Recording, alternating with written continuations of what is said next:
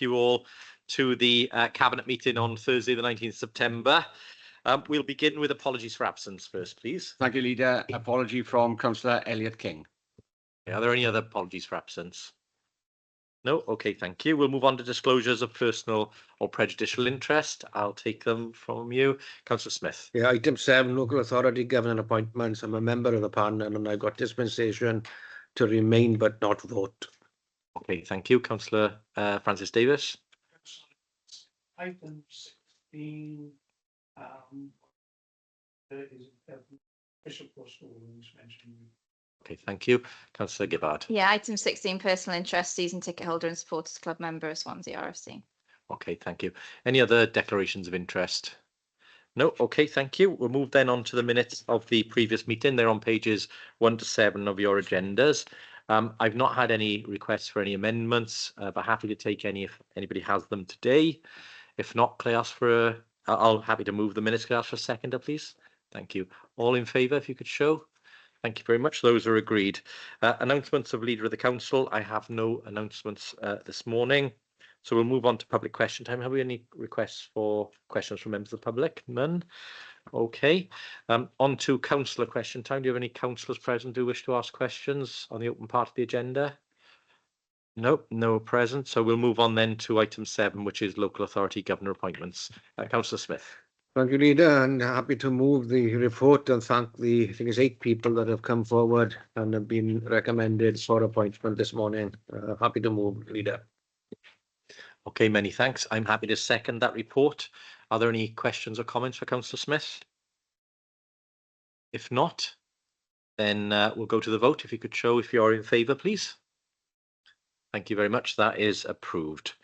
So we'll move next then to agenda item 8, which is the Q1 24-25 performance monitoring report. Councillor Hopkins. Thanks, Leader. The quarterly report and its appendices provides an overview of our performance during the first 3 months of 24-25. It shows progress against those key areas in our corporate plan and our corporate steps, our success measures and our performance indicators, and also our corporate risks. I'm pleased to report that Q1 is showing good progress in all these areas. More than 80% of the steps in the corporate plan are either on track or delivered. More than 82% of the success rates are either on track or already completed. And 58% of our performance indicators are either met or exceeded their targets. The corporate risk continues to be managed well and appropriate mitigation measures are in place. Like all other councils, we continue to face a number of national challenges which impact Swansea, including the cost of living crisis, post-COVID demands in social services and homelessness. Despite all these challenges, I'm pleased to report that we've seen improved performance across our public stated priorities in social services, education and tackling poverty, which is summarised in paragraph 2.3.1 of the report. I'm sure that individual Cabinet members will want to come in and highlight some of the successes in their portfolios. More than happy to move the report, Leader.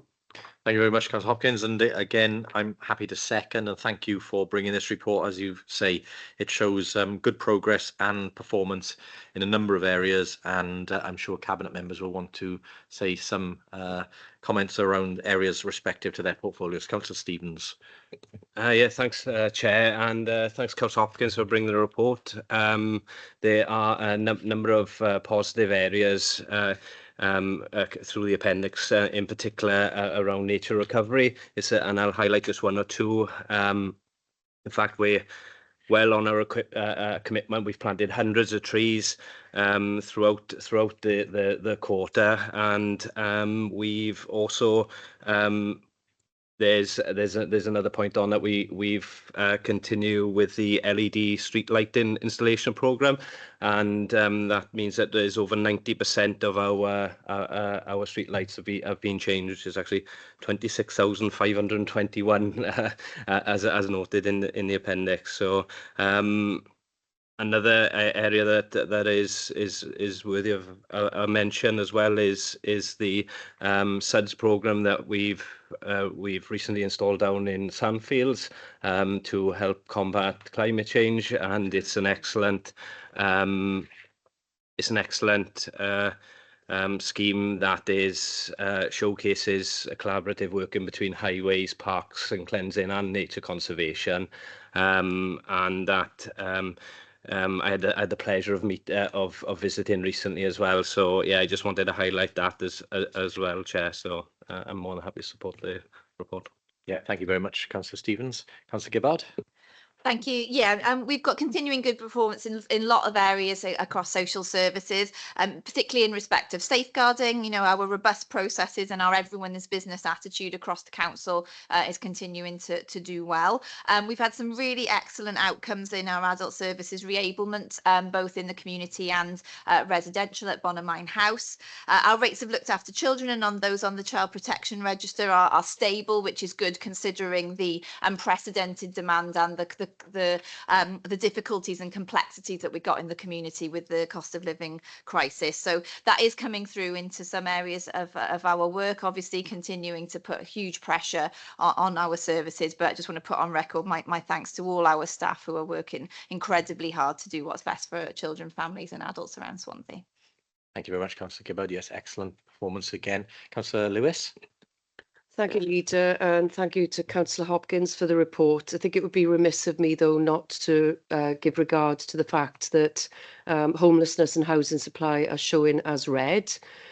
This is, in effect, distorted by the national crisis that we're seeing across the UK.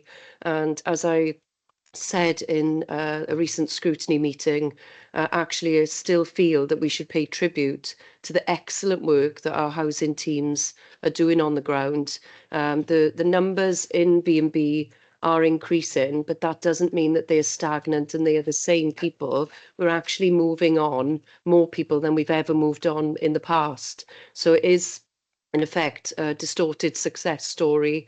And we continue to work very closely with our partners, RSLs, third sector organisations, to tackle this national crisis, and also to continue to do things like converting buildings, refurbishing buildings, buying back council right to buys, bringing those back into stock to try and make sure that we've got the homes that are needed to move people on to.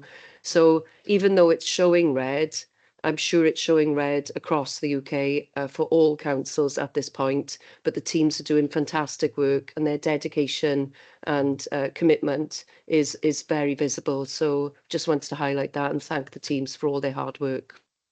No, absolutely, Councillor Lewis. And again, I looked at the Wales Online report this morning, which somewhat missed some of the key points that you've outlined again today.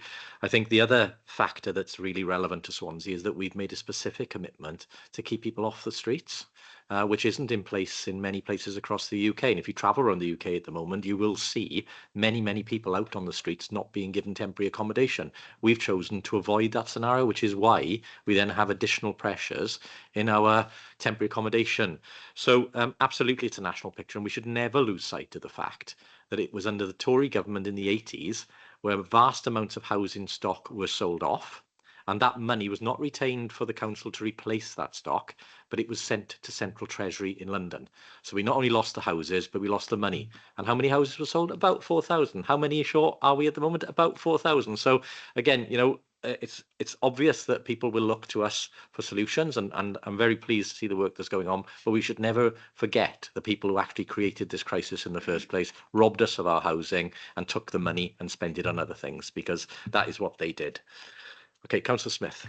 Yes, thank you, Leader. And I think, again, same type of comment from me, that many of the trends we're seeing in Swansea reflect national issues and national trends that have emerged since the pandemic, around things like school attendance and increasing demand for additional learning needs provision. And I think, again, all of the work that's going on across the Directorate and across our schools, I'd pay tribute to that work and the way schools and staff are responding to these issues, be it school attendance, be it the work that's going on to review the specialist teaching facilities and develop provision for additional learning needs further across the whole of Swansea.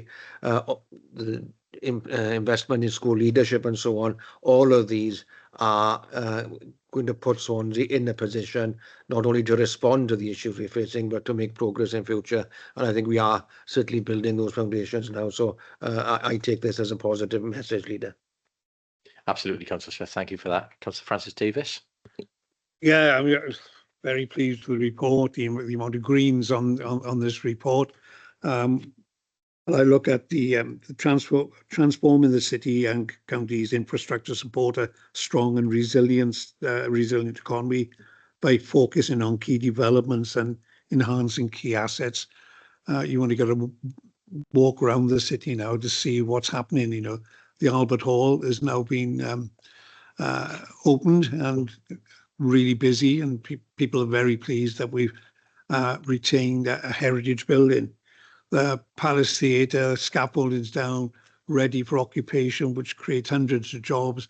That's completely let. If you go down, look on Kingsway 71, 72, the Kingsway, fantastic building, grade A office accommodation, and that will be opening in October. So a huge amount of work. The work that's going on the old British Homestead store for a store, really good to see that. That will be home to new library, the archives, and other services right in the centre of Swansea for our residents and visitors to take advantage of.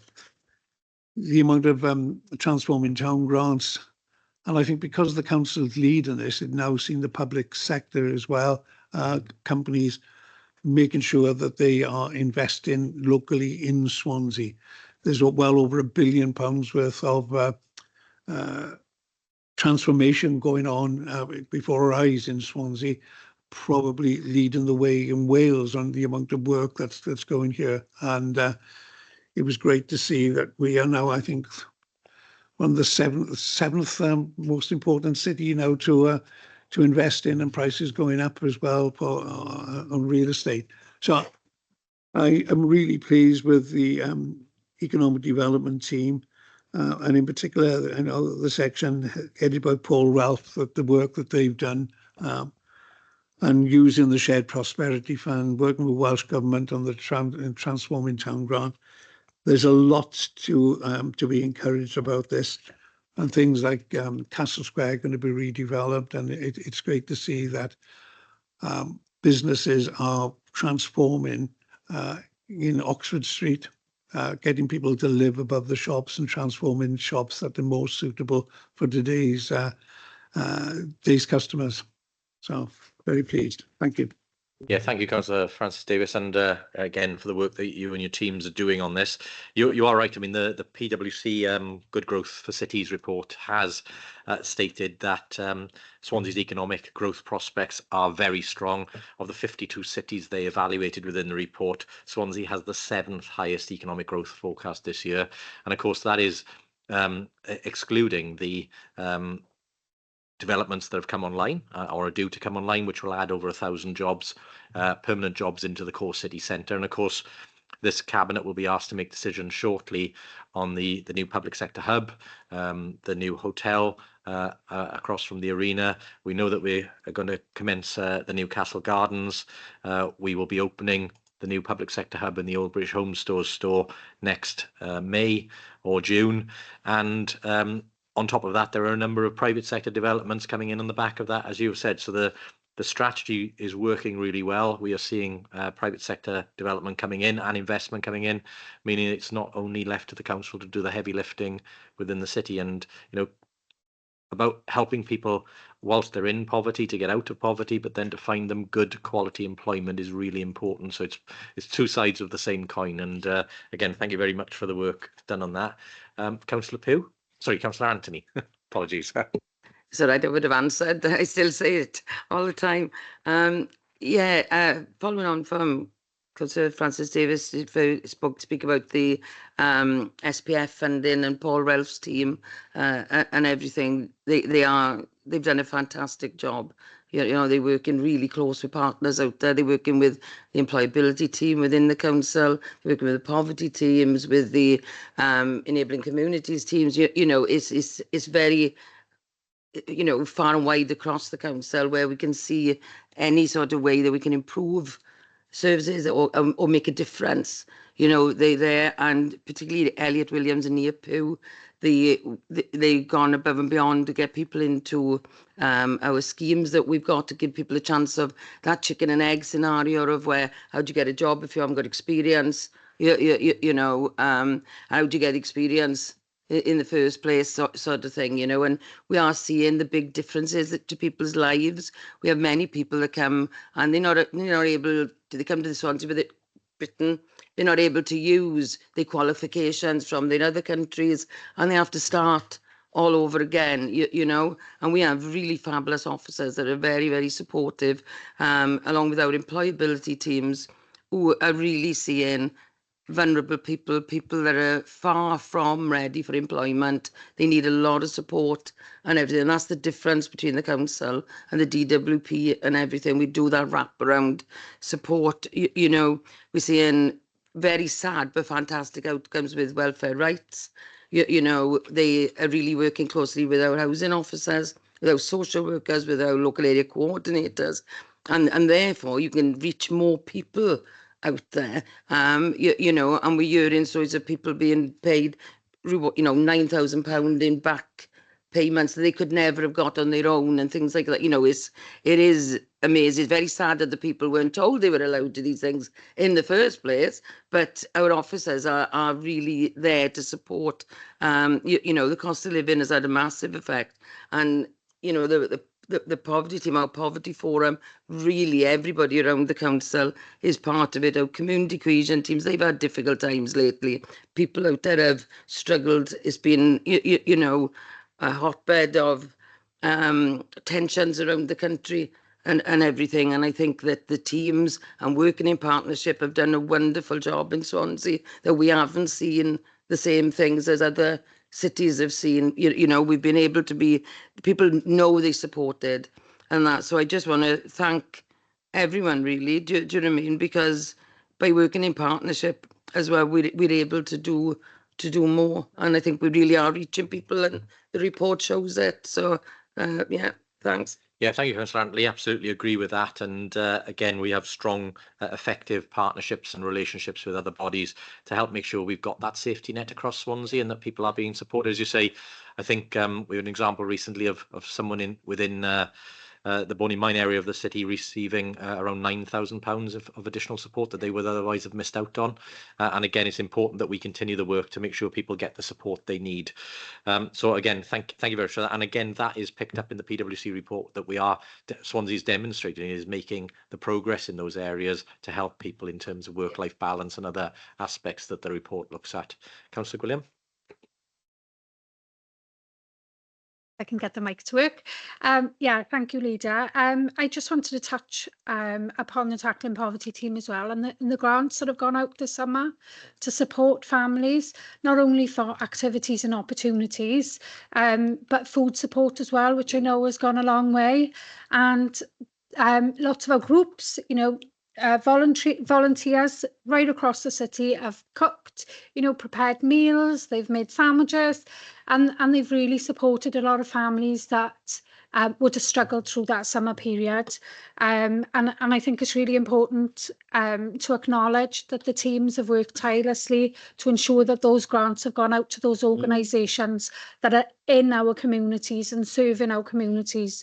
And you know, I just want to put on record my thanks to everybody that's been involved in that, because it's made such a massive difference. Yeah, absolutely right. And I think that the very few areas that could match what we've done here, and just to put some numbers to what you've said, I mean, obviously we had the free bus travel run throughout the summer months, which will be repeated again at other holiday periods.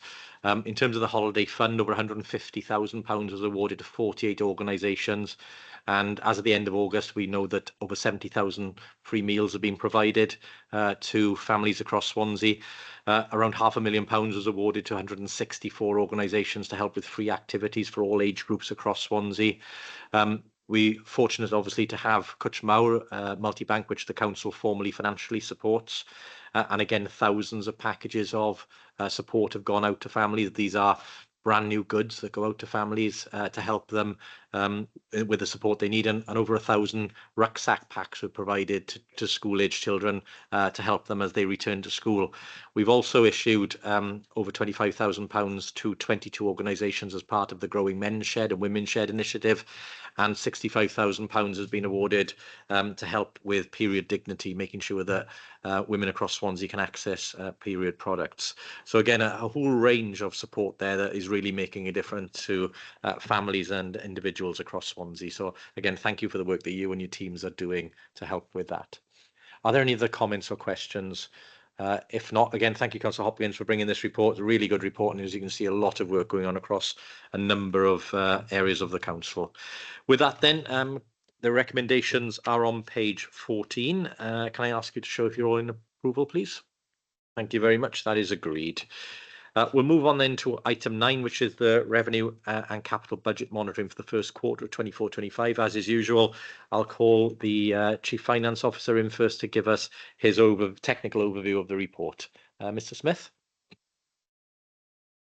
Thank you, Chair. As you say, you have the report in front of you, and in terms of my technical advice and comments on the report, when it comes back to you, you have 4 recommendations. I will be drawing attention to recommendation 2 because there is a significant virement well above my virement threshold, which requires your approval, but crucially below the level that would require it to go to council, further to discussions we had at the changes to the constitution last time round. It does also set out proposals to fully expend the contingency fund already, which will have some further connotations for in-year flexibility. Recommendation 3 emphasises that the budget, whilst balanced, relies heavily on our own local levers through contingency fund and reserves, but also remains awaiting offers promised or in train around teachers' pensions and teachers' pay in particular, and that adds to the uncertainty that we currently face. And that recommendation 4, whilst the normal one, in terms of summing the position, you will want to undoubtedly reflect on how little the net overspend is compared to where the public sector is reporting as a whole. But I'm duty bound to equally remind you of the use of one-off items, which means that some of those problems will not go away and are likely to be much more significantly a problem as flexibilities erode as we move into the following financial year. But I will leave you comment on that in due course. In terms of the technical advice, 2.3 sets out the directorate overspend total. So at this first quarter, directorates were forecasting a near £12 million service overspend. The predominant overspend is in social services, and I have to advise that that is likely to get worse before it gets better in terms of any kicking in of a proposed recovery plan from the Director of Social Services. Place is the other big area of overspend, and it should come as no shock because every council in the land is saying the same thing. Predominantly homelessness driven. There are also underlying pressures in waste which continue to cause concern. Whilst the others are balanced there or thereabouts, education is as ever the unusual item because it masks the position in schools, which will undoubtedly see schools do another significant draw from reserves, which they will self-finance, as it were, and the lack of clarity on funding from UK and Welsh government to us on those teachers' pay and teachers' pensions items are undoubtedly raising anxieties across schools because we're not yet in a position to give an undertaking to fund money that we haven't got ourselves. That will help the position a bit, but the long-term future of schools is also a concern, and the distribution among schools, it's an undoubted matter of concern which I must be duty bound to draw to your attention. As I mentioned in my opening preamble in section 3.2, you will be aware that as a result of outturn, you had a £12 million windfall and you added it to the contingency fund to give yourself a £15 million plus war chest. The report sets out a whole raft of items that have either been already spent, committed to, or indeed are going to be committed to, potentially subject to decision on Cabinet's agenda today. It does mean that crucially at the end of that table, with a proposed deployment of some targeted support, which you pre-announced for social services, and my advice this time is also to target some to homelessness and draw attention to the advice we've received that we will not get full reimbursement for the teachers' pensions costs, that it does potentially deploy the whole of contingency already. That does significantly remove any flexibility for the rest of the year. I would emphasise some of those items are commitments to underwrites. They are not definitively spent, And of course, if other items come in front of you in the year that require you to consider calls from other pots of money, you may need to consider whether you can afford all of the existing items, and indeed whether all of them will fully crystallise in terms of the risks in terms of the underwrites for spend. At the top of page 82, given I opened with my statement, it is very much in bold for a reason. Whilst I am perfectly satisfied you have more than enough levers to address all of the 24-25 issues, they are one-off predominantly in nature, and they do not solve any of the longer-term problems that every council in the land will be reporting on, and you should not be surprised. Slightly more positive news in terms of central inflation provision. Whilst I halved it in terms of my advice to you when council set the budget, there was still a significant budgeted contribution in year, and you have not deployed all of that. So that is a further local lever. We were awaiting that point in time the Teachers' Pay Award, and we still await the Local Government Pay Award. And that's the one that crucially, as part of the environment arrangements, talks about a very substantial figure transferring from education to place, but also a release of the shortfall from central inflation. They're well over £1 million, so my threshold is exceeded, so it's a cabinet decision. They are well below the 5% of the total net budget of nearly 600 million, so it does not trigger a threshold requiring it referral to council, which is the advice I gave to council when the constitution changes were debated last time.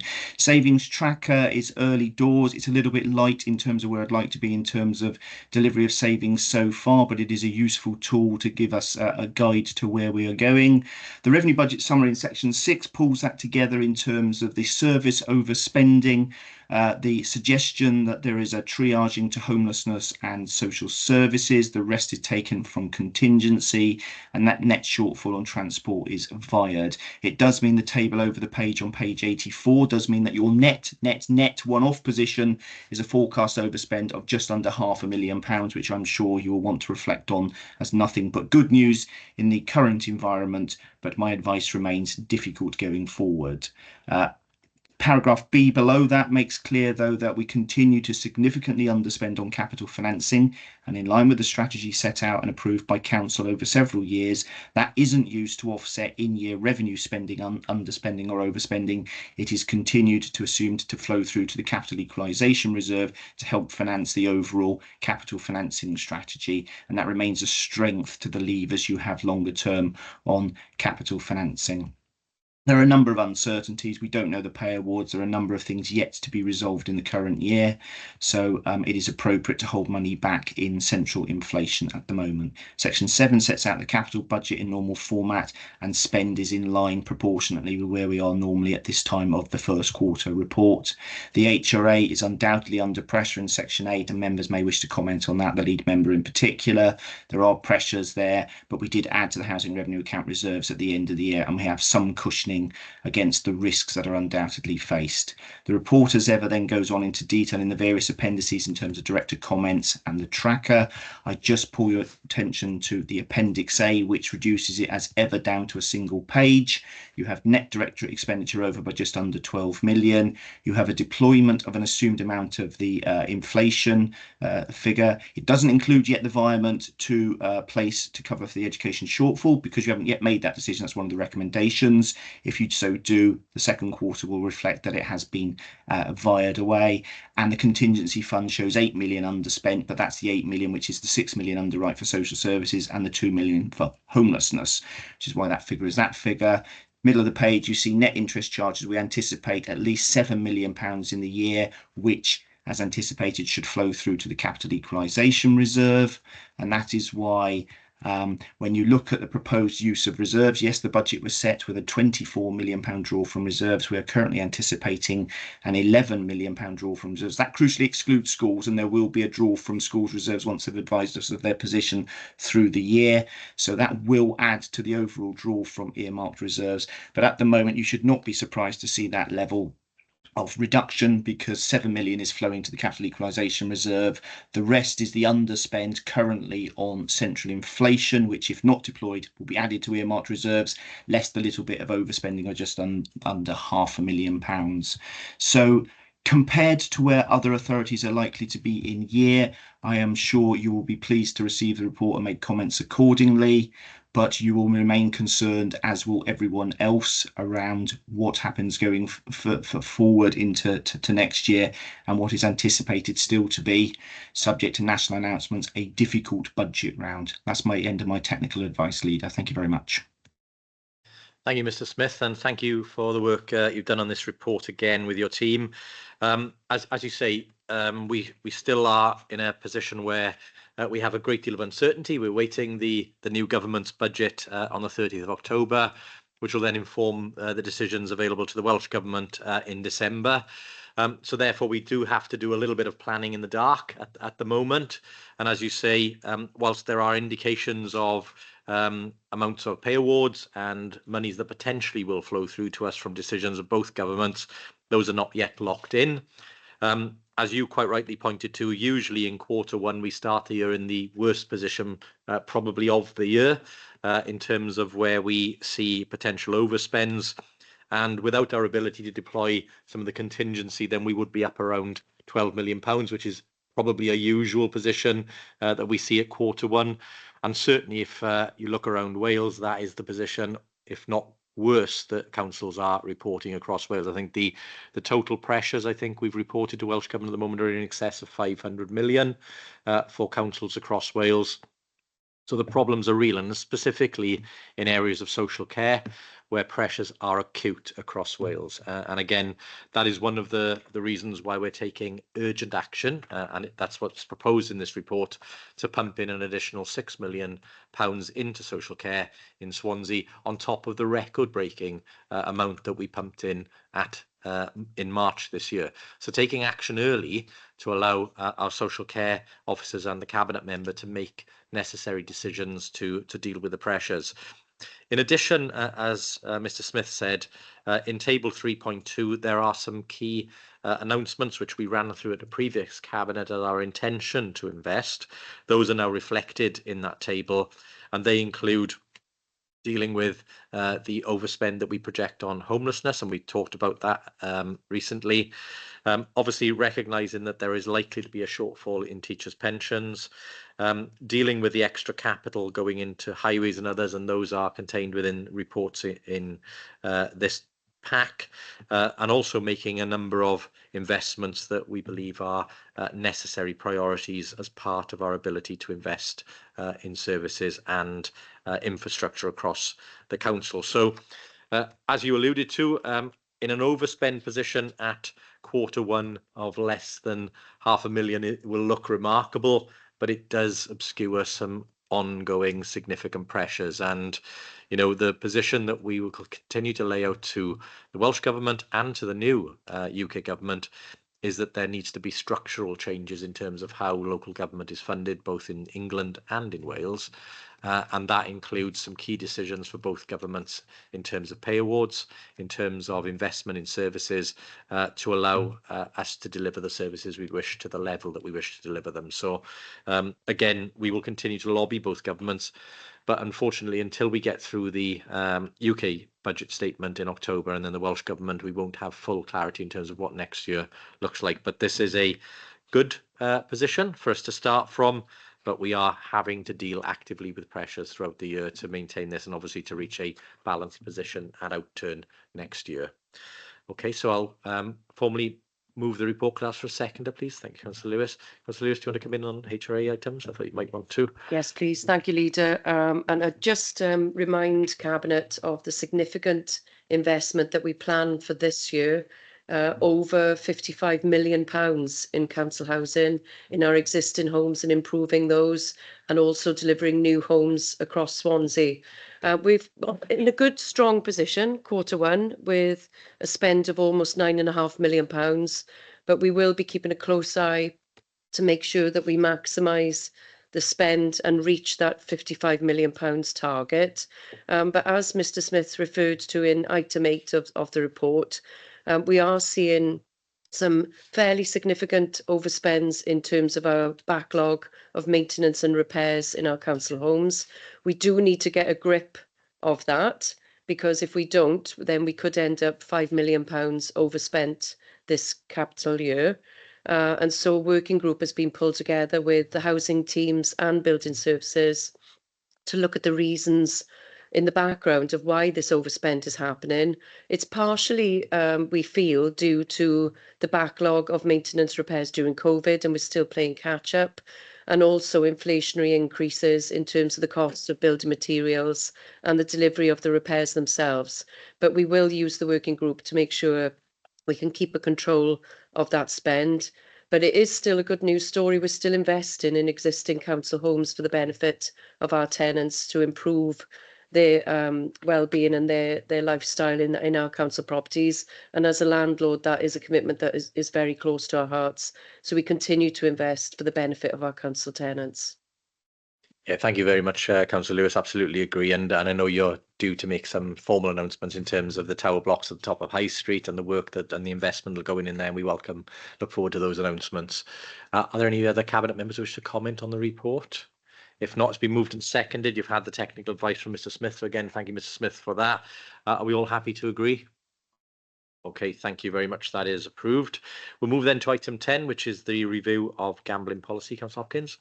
Yeah, thanks, Leader. This is something that comes around every 3 years. We are at the stage now we could review the policy. What today we're asking for is to review and some minor amendments to the policy, but we're also asking permission to go out for public consultation on them very minor changes. The changes are highlighted in Appendix A, but nothing to add to the report. But obviously this will come back, as I said, after consultation for formal adoption from the council. So intention is that we need this in place by January, so that we can comply with the statutory obligations within the Act. So more than happy to move the two recommendations on page 95. Okay, thank you, Councillor Hopkins, and thank you for bringing the report. As you say, we look forward to receiving the consultation responses in due course, but I'm happy to second the report. Are there any members who wish to comment? If not, then we will go to... No, item 9 is first budget monitoring, but we've done that one. Difference online. Online is different. Apologies for those looking at the agenda online. Yes, it's slightly different in reality. So they're the same items. I think they're just the other way around. But item 10 is the gambling policy. So it's been moved and seconded. Could I ask if you're all in approval, please? Thank you very much. That's agreed. Thank you very much. On then to item agenda 11, which is the capital programme for Ysgol Gymraeg Bryn Tawy. Councillor Smith. Yes, thank you, Leader. Happy to move this report. The objectives as outlined in the report are to provide additional Welsh medium secondary places and to help meet the future demand and moving forward. And also to improve the learning environment, help us to address the needs of pupils with additional learning needs, and also, as mentioned in the report, reduce the backlog maintenance. So it gives me great pleasure to move this report. It does represent further investment in Welsh medium education in Swansea, and it addresses one of our key goals as a council and as a directorate. So I'm very happy to move the report, Leader. Thank you, Councillor Smith, and very happy to second. And as you say, it's part of a significant investment in education in Swansea, including Welsh medium education. And again, this will form part of that £179 million commitment that we've made in terms of investment into our schools estate. So very happy to second. Any cabinet members wish to comment? Any questions for Councillor Smith? If not, the report has been moved and seconded. Can I ask you all if you're in agreement, please? Thank you very much. That is carried.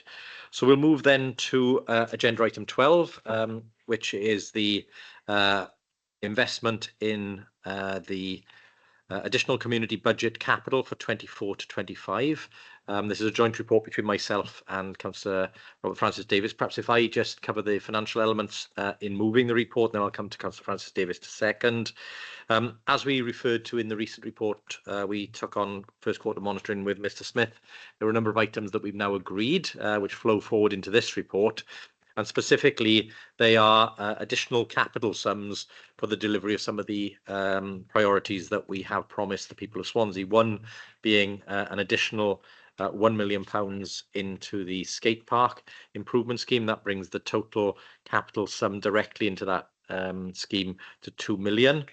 Additional community investment, so As you know, we've set up a capital fund for local members to be able to provide bids in on behalf of their communities for capital investment into their communities. So these are larger capital schemes. And again, I know Councillor Francis Davis is currently meeting with members to talk about their priorities.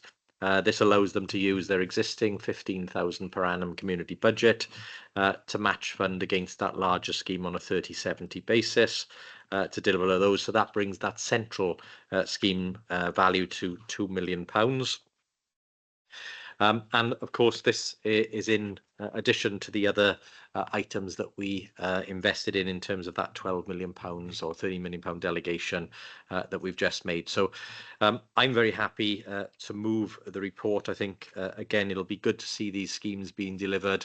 I know Councillor Francis Davis and Councillor Stevens worked hard and continuing to deliver the playground investment, which I think started off at £1 million, is now up to £7 million in terms of £7.1 million in terms of its total impact, delivering just not only brand new play facilities across every council-owned play area in Swansea, but also adding to that accessible equipment for each child who may have mobility or disability support needs, and also more pathways in the parks so that access points are available to people to reach those facilities. So again, a comprehensive programme of works which the contractors have confirmed to us is not being done anywhere else in the UK as far as they can see. So again, a first for Swansea. So thank you for the work you've done on that and for the work that you're going to do on these ones. I look forward to the funds growing even further as we see them delivered. So Councillor Francis Davis, over to you.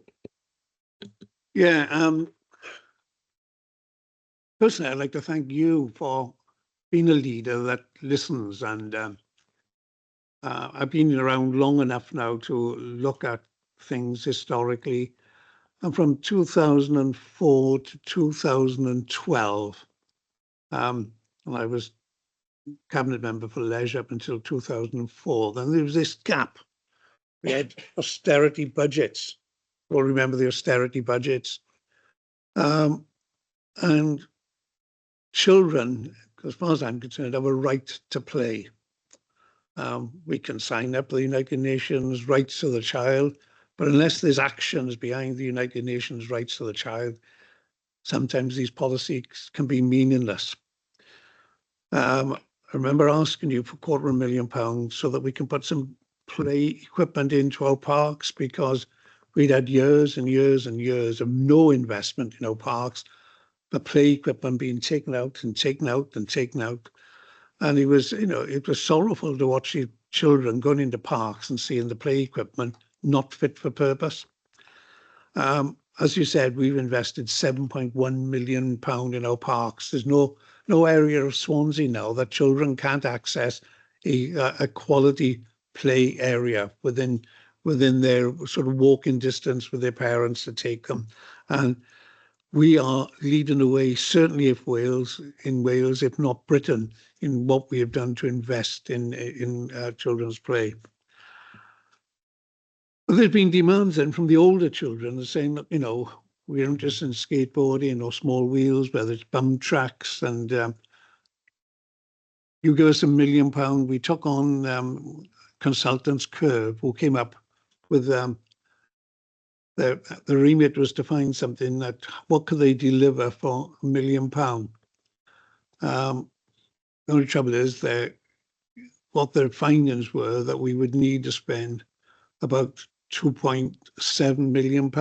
Well, we've increased this now to £2 million. So yes, I will be probably coming back later on.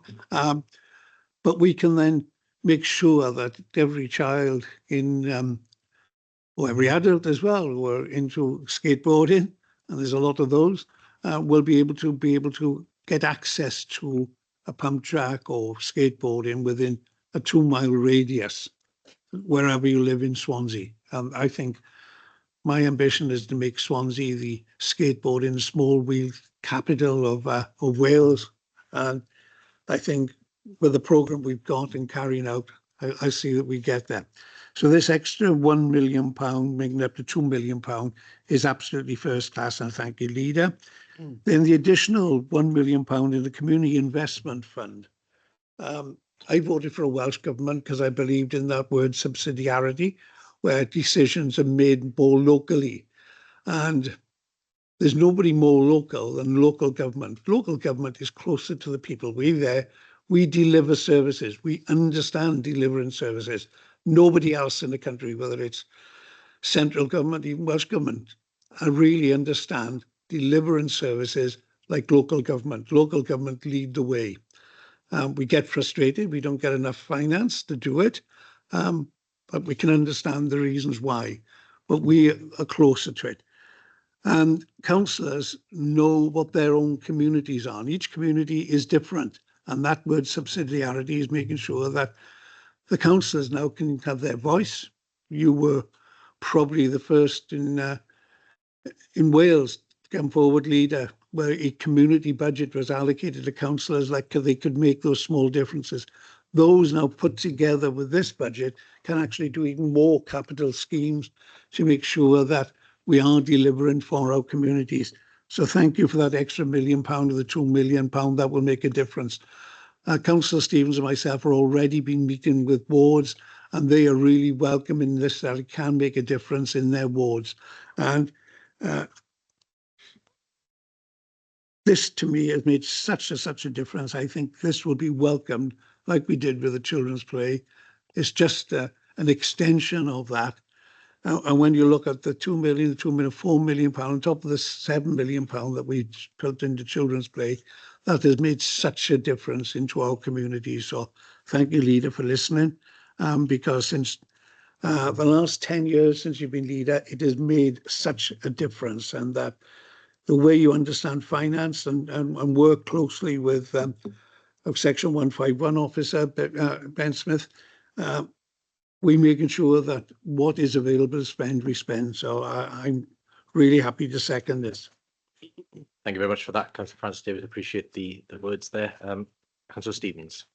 Yeah, thank you, leader. And just to echo the comments of Councillor Francis Davis, I won't repeat, but the community investment fund and the skate park program, I think it has real chance of being something big. You know, just like we've done with the play areas, and fully agree with the comments that this fund complements the council's community budget, which is I believe one of the way it's been done here is one of the first in Wales, and that has already had transformative impacts on many local communities right across Swansea. No matter what board you're in, putting that money under direct member control, I think, is absolutely outstanding. And I didn't think you could make the community budget any better, but I do think this fund could do it. So I look forward to working with Councillor Francis Davis and yourself and the cabinet going forward. So yeah, thank you, Councillor Stevens. Thank you both. I mean, I think I know it's been a challenge to get the community budget ethos working effectively, but I think members really value it now.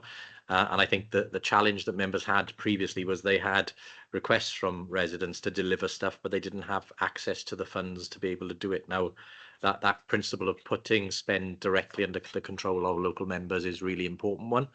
And I know that other councils are looking at the model we've got in Swansea to try and change their things. So I'm sure they'll have interesting discussions with their officers about how they achieve that. Anyway, were there any other cabinet members who wanted to come in on this item? So, sorry, Councillor Anderson, apologies. Yeah, good morning. Thank you, leader. I too would like to thank you, Robert Francis Davis, Andrew Stevens and Ben Smith for getting this money together, but the work they have put in to getting these facilities for us is amazing. I'm just speaking as a ward member here. For Town Hill, Mayhill, it's outstanding. We've had one new park put on Longridge. We've had the three other parks all refurbished, and I'm really excited to have this new skate park. I'm well on board, and I know my ward colleagues, David Hopkins and Leslie Walton, are on board with this. And that's all I can say is a big thank you to the team for working so hard and getting this equipment for us. Okay, thank you, Councillor Anderson. And again, I think there are really good stories across every ward in Swansea, and it's great to see the local members being able to deliver what they promised their communities. I know you're doing that in Townhill along with Councillor Hopkins and Councillor Walton. And again, I think one of the things that we're keen to do is to make sure that there is a ward by ward breakdown of all of the investment and delivery that is taking place, so that residents in those wards will be able to see what has been delivered for them. So that will be coming soon. So thank you very much for that, Councillor Anderson. That report then has been formally moved and seconded. Is everybody happy to agree, please? Thank you very much. That is carried.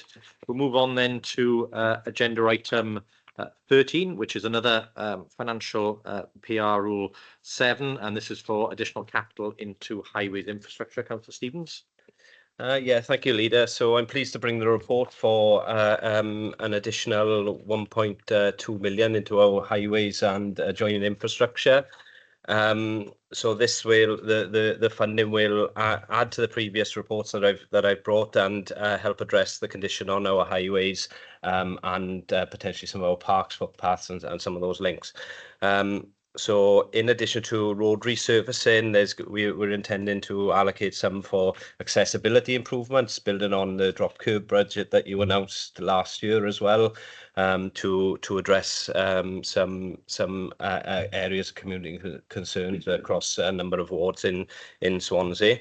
So the breakdown on the report is that we're allocating almost 1 million to improving the road surfaces, which was bringing the total to over 8.1 million. And just last week, our teams were out resurfacing in Loughar as well as at Manselton. The drop curbs allocation is going to be 60,000, which will go towards enhancing accessibility for everyone, but especially those with mobility challenges. And as you said on the last report, Leader, that we've looking to set aside 200,000 to improve access to some of our city's much loved play areas, making them easier to reach for families across Swansea. And as was referenced in the previous report, the funding builds on our ongoing commitment to the community. And as was said, we've already invested millions, 7 million, over 1.1 million. Councillor Francis Davis said, in upgrading more than 50 play areas across the city, with hopefully more to come in the months ahead.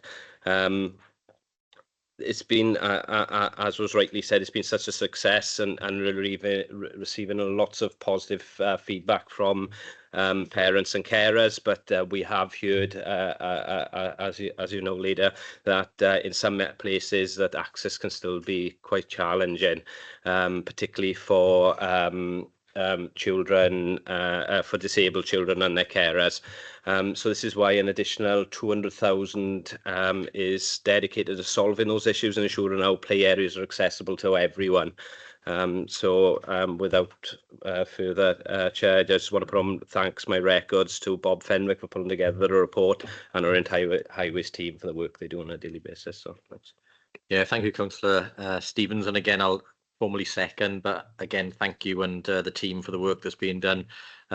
We have had challenging budgets because we know, I think, just like every other authority across Wales, whilst we're maintaining as best we can the highway network, we'd need significant bigger sums from national government to be able to do the entire network to the standard that we'd like.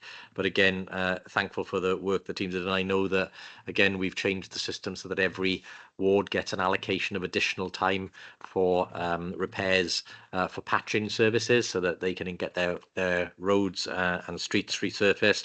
But also that we're continuing with our pothole pledge to make sure that people, as soon as they report them, the team are out there fixing those potholes, using new materials that are more resilient to be able to get those repairs done. So again, thank you for the work that's being done. Councillor Francis Davis. Yeah, I'd like to thank Andrew Stevens and the team for the work they do in our highways team. It's so easy these days with social media to knock local government about the potholes and give us the money, we can deliver. I was on holidays last week and I have problems getting round. As you all know, I've been waiting for 2 new knees for many, many years now. And I actually hired a mobility scooter to get around. Then you realise how important drop curbs are. Going round, and and I look that perhaps everybody should sit in a mobility scooter sometime to try and get around Swansea. So the drop curbs are great. As we said about the play areas we put in, but some of us, hands up, as guilty as anybody, we never looked at the amount of pathways needed to get onto the play areas. You know, we got beautiful green parks, we got some lovely award-winning parks in Swansea, but then you need, you know, parents with pushchairs or people who are disabled need to get to access those play areas. So there's money, extra money as well, that you put £200,000 into, be able to access that is so important. But I think the 2 days before I went away on holiday, I've never seen rain like it that we had. You know, when you look at the Sandfields area, there was manhole covers popping. Then you realise how good our staff are who responded during that time. So sometimes we need to put on record our thanks for what they've been doing. It just doesn't happen that people go out there and unblock drains or making sure that trees that have fallen across our highways, sinkholes, perhaps in Gower, you know, they're there in all weathers, 24/7, to make sure that they're accessed. So this money is really appreciated to make sure that people can get around Swansea. Could we do more? Yes.